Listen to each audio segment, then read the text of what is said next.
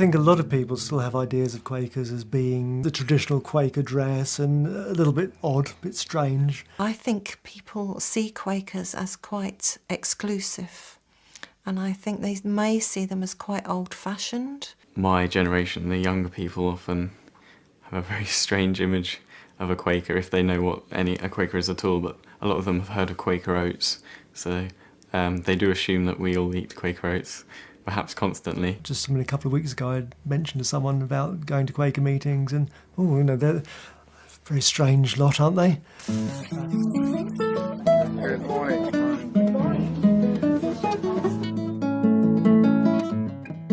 I first came to the Quakers really because of my son Daniel.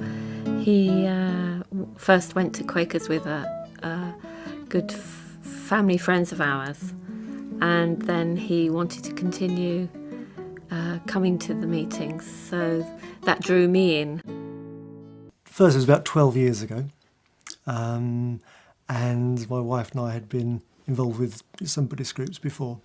We were both at a phase where we weren't happy with what we had been involved with, and we're looking for a spiritual group to be involved with, and hadn't really explored much on the Christian side of things. Neither of us have really come from a Christian background. Jane, my partner, went along to a meeting and found out what a friendly place it was, and then we all went along because there was some provision for children there, and we went on from there. We were just very much welcomed, and it was lovely atmosphere. Having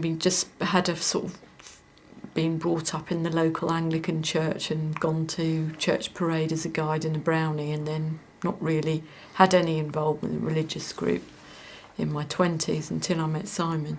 So he took me to meeting, and I just felt very at home at meeting, and really have been going ever since then. People often wonder what happens, when you go in. What do you do? Do you because there are things that you do in other churches. You kneel and pray, or you. But no, you just sit and wait. And there's a idea that the meeting during the first few minutes or so becomes gathered as people centre down. Well, the idea really is that once you go into the room, that's the beginning of being there for worship. So preferably people shouldn't talk to each other. Well, meetings for worship are held in silence. It's an hour of silence. And during that hour, the children stay for the first 15 minutes, and they sit also in silence. They might read books or just snooze, perhaps for a little while. Yeah, if you want to read books, you can read books, and mostly the books are about stories from the Bible. Usually we read a book.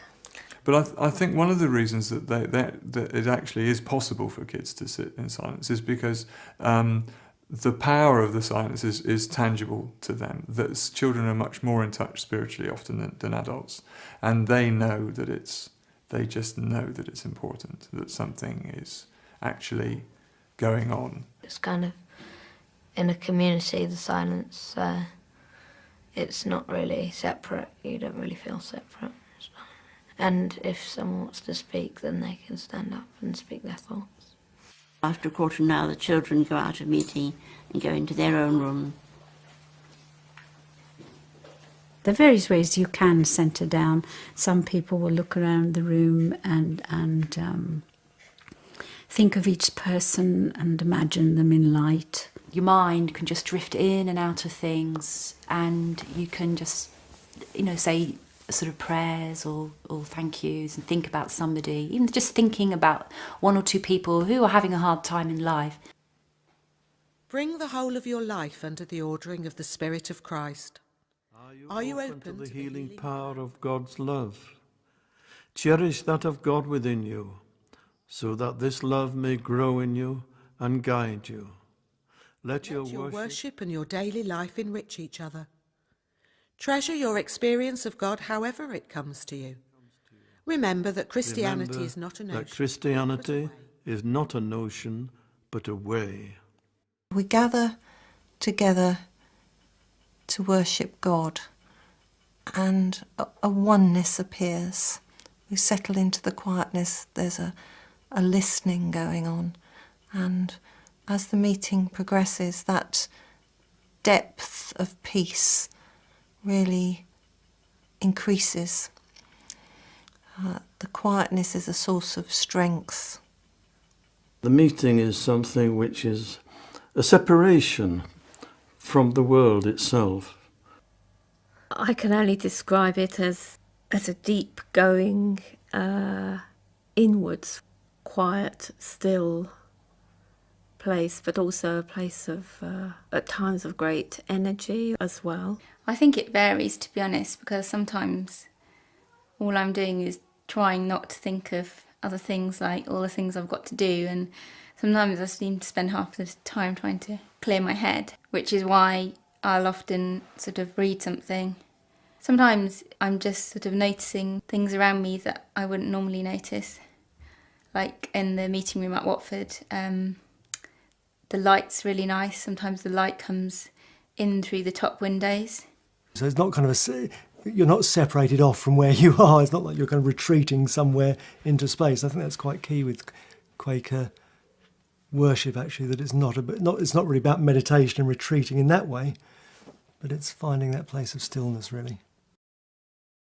I really look forward to going to meeting for worship, being with other people in that, what I would describe as an energetically charged space where one can cast out into that which is beyond oneself.